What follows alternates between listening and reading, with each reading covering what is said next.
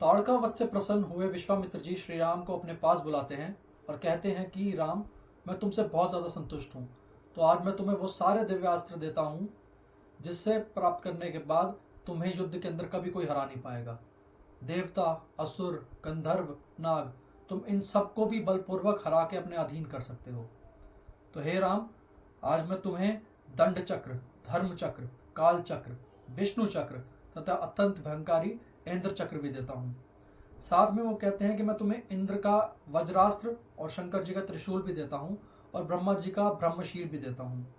वहीं वो कहते हैं कि मैं तुम्हें 2 सुंदर गदाएं देता हूँ जिनका नाम मोदकी और शिखरी है।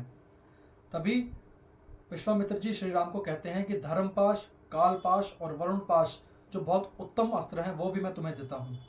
अभी वो कहते हैं कि मैं तुम्हें पिनाक और नारायण अस्त्र भी देता हूँ, आग्नेयास्त्र देता हूँ, शिखरास्त्र देता हूँ और साथ में वायवास्त्र देता हूँ। उसके साथ ही वो उनको हयशीरा अस्त्र, क्रौच अस्त्र, 2 शक्तियां भी साथ में देते हैं।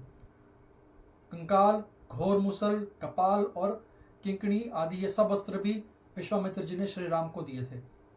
तुम्हें खड्ग भी दे रहा हूँ जो बहुत ज़्यादा भयंकर है। सौम्य अस्त्र देता हूँ, प्रशमान देता हूँ, प्रस्तावन देता हूँ और साथ में सम्मोहन नाम का अस्त्र भी देता हूँ। वर्षण, शोषण, संतापन, विलापन तथा कामदेव का प्रिय अस्त्र मादन भी तुम्हें देता हूँ। गंधर्वों का मानवास्त्र और पिशाचों का मोहनास्त्र भी श्री राम को विश्वामित्र जी ने दिया था।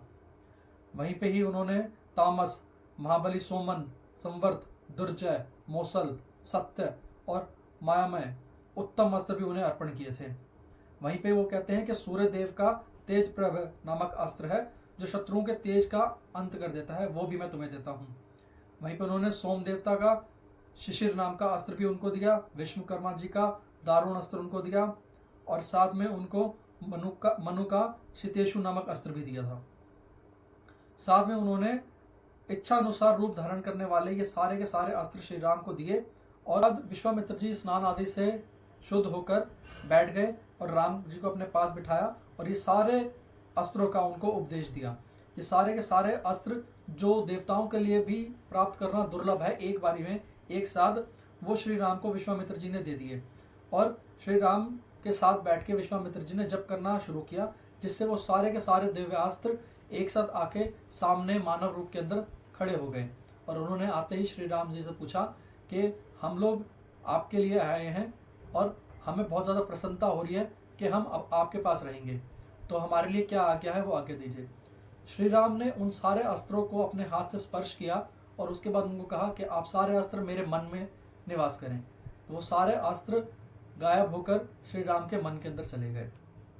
वो सारे अस्त्र पाने के बाद श्री राम मन ही मन में बहुत ज़्यादा खुश हो गए और उसके बाद श्री राम ने खुश होकर महामुनि विश्वामित्र को प्रणाम किया और उसके बाद उन्होंने अपनी आगे की यात्रा शुरू की।